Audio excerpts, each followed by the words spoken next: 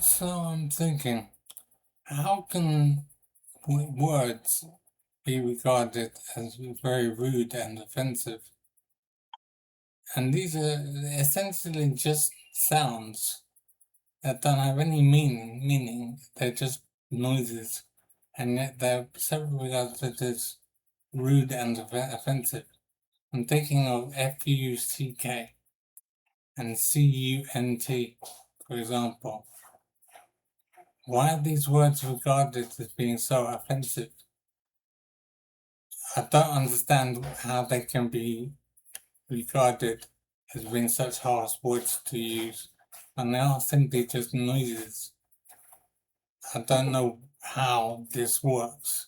So you can explain why it's like this. Hello, Roland. Hello.